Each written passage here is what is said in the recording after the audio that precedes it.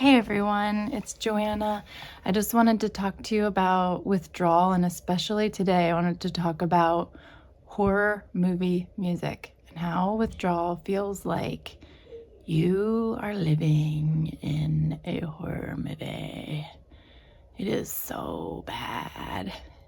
Yeah, it really feels that way. It can really feel that way. And, it varies for people, what symptoms they have and how bad they are, kind of case by case, but this is something I experienced a lot, and that a lot of people experience who go through this, who are like cold turkeyed or fast tapered or just having a really hard stabilizing after their tapering. So yeah, just know we're going to talk about how this gets better, because it's not going to stay this way, but it does feel horrible, like really, really, truly, and nightmarishly awful.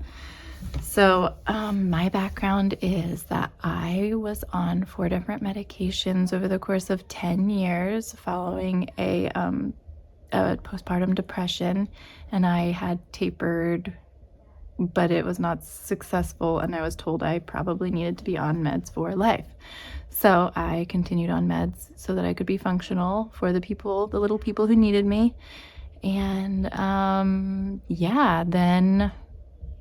I just felt like it was time to just be rid of them and not be on them for life. So I did a taper. And as my kids were older, and that taper went really really badly. I had no idea what I was in for. Terrifying, and like sheer terror, like absolute and sheer terror and ongoing terror. It's like living in a panic attack 24/7. It was just so extreme, like off the charts extreme. So yeah, it felt like horror movie music. It felt like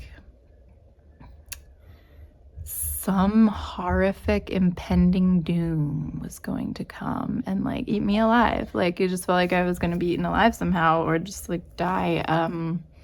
Like it was just all going so badly. And even though I couldn't, like, I could be just like looking out the window and be like, okay, it's a normal day, but like this is terrifying because something horrible is about to happen. I can feel it, and so it's really scary. And if you have that and you're in withdrawal, just know it doesn't stay.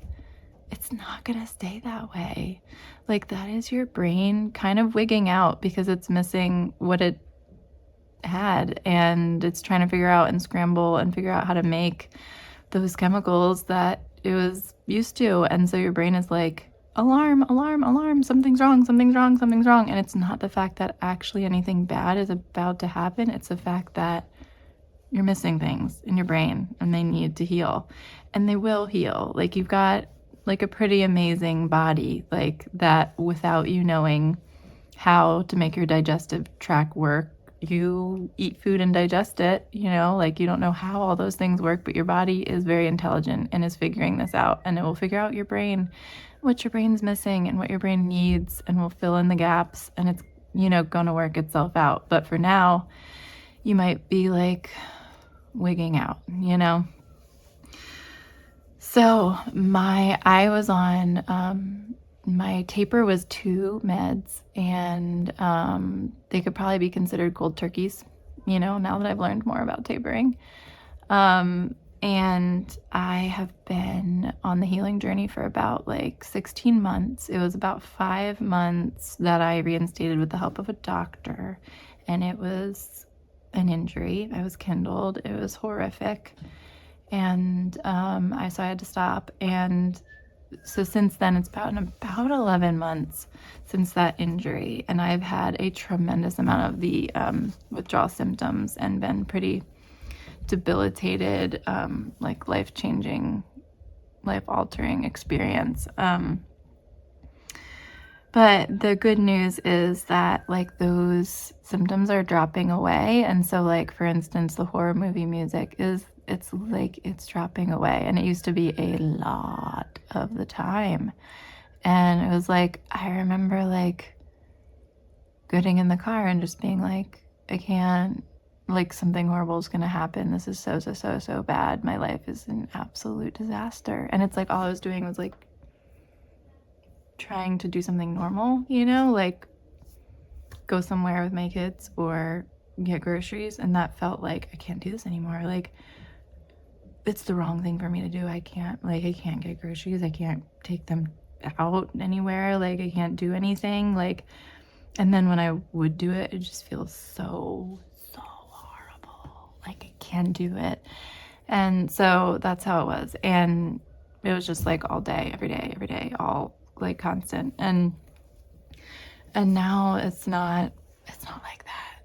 Like I'm doing stuff. And so I still have days with it, you know, because I go through like the windows and the waves. But it's so much less. And it's like also intensity is going down and the duration, you know, so it's like getting more and more windows where I can feel normal and just function normally.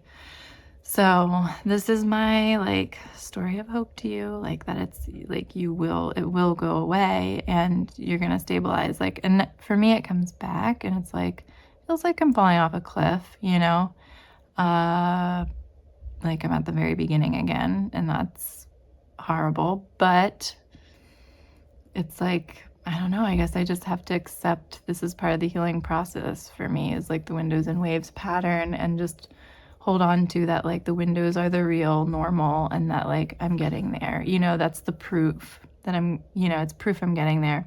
If you're not having any windows, it's not proof you're not getting there. So I didn't have windows for a long time. And, or they were like really small ones, you know, or really, really faint. So like, just don't be discouraged if you're not having windows. It doesn't mean you're not healing. If you're putting in the time, you're going to heal. Like, it's just time. But yeah, I just want to encourage you that healing, like it is happening. So please hang in there. Please know it does happen. Like I'm 11 months since injury and I'm doing so much more than I did before. I'm not where I want to be, but like the healing does happen. And it's like very, very clear that, and I've talked to so many other people. It's so clear that we heal, like so many heal from this, and they're not necessarily in the chat groups because they don't need to be, and because all that negativity probably reminds them of when they were feeling really bad. And so a lot of people, they just move on when they're healthier, move on from the chat groups and the rooms and stuff, and they're living life again.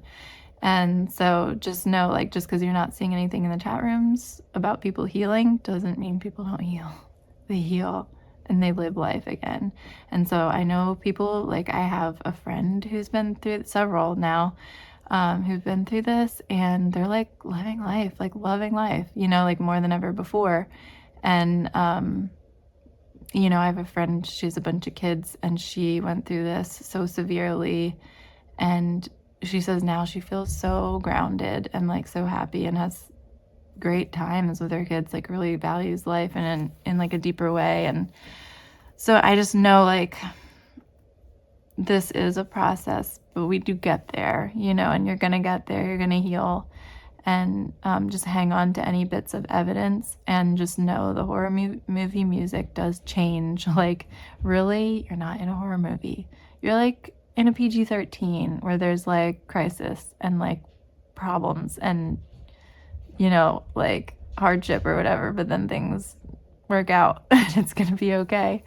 So it feels like you're in a horror movie, but you're not. You're gonna be okay. Stay in there, stay in the story, and the music will change. So yeah, we're healing, we're gonna get there. So that's what I got for you today. Stay with me, stay healing, we're gonna get there. All right, bye friends.